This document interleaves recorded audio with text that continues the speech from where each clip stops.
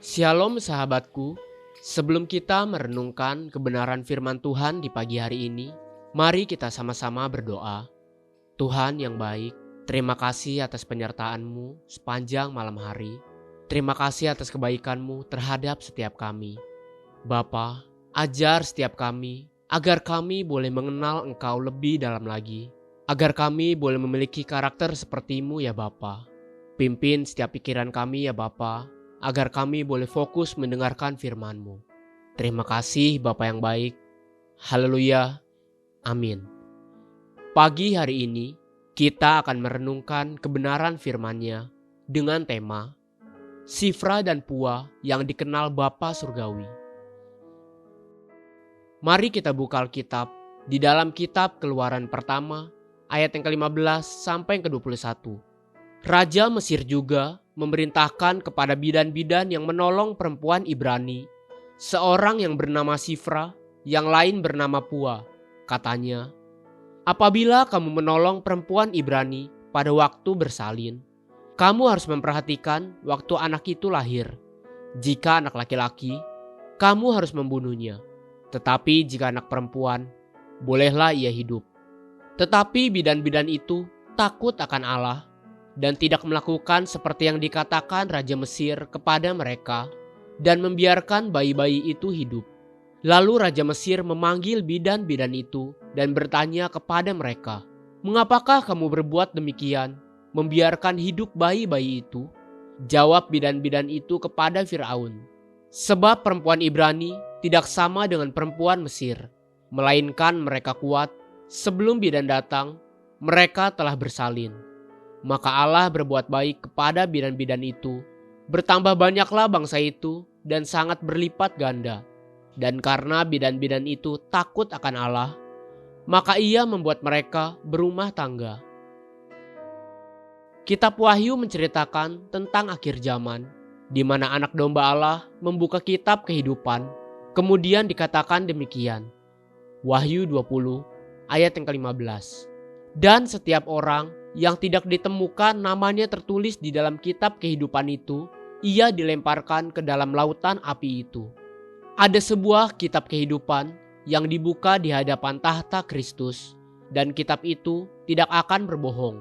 Sang hakim agung itu juga tidak akan pernah berdusta atau dapat disuap.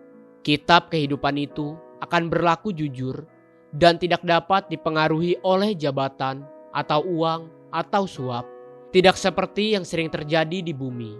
Kemudian setiap manusia akan diperhadapkan kepada tahta Allah dan di hadapan kitab kehidupan yang terbuka. Ada mereka yang ditemukan namanya, tapi banyak juga yang sama sekali tidak ditemukan namanya.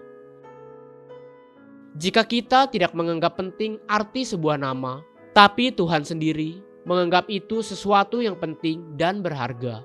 Bahkan berharga sampai di surga nanti. Bahkan di bumi sekalipun, nama itu berharga dan berarti. Ada dua bidan yang ditugaskan oleh Raja Mesir untuk membunuh semua bayi laki-laki yang lahir pada saat itu. Kedua bidan-bidan tersebut namanya adalah Sifra dan Pua.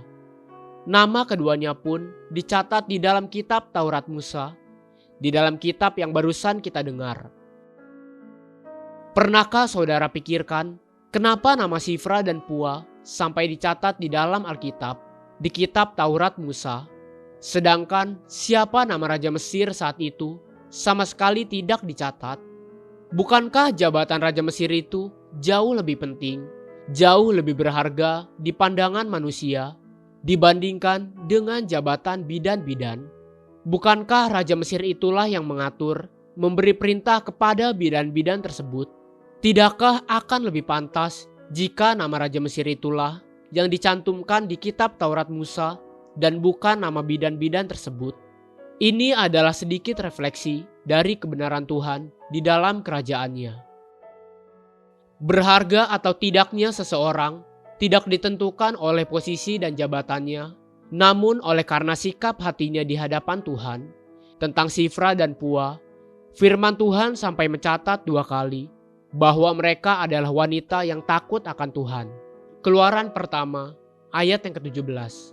Tetapi bidan-bidan itu takut akan Allah, dan tidak melakukan seperti yang dikatakan Raja Mesir kepada mereka, dan membiarkan bayi-bayi itu hidup. Kemudian Keluaran pertama, ayat yang ke-21 dikatakan, dan karena bidan-bidan itu takut akan Allah, maka ia membuat mereka berumah tangga.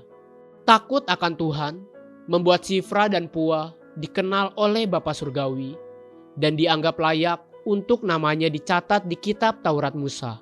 Melalui kedua hamba-hamba Tuhan inilah rencana besar Bapa Surgawi tergenapi.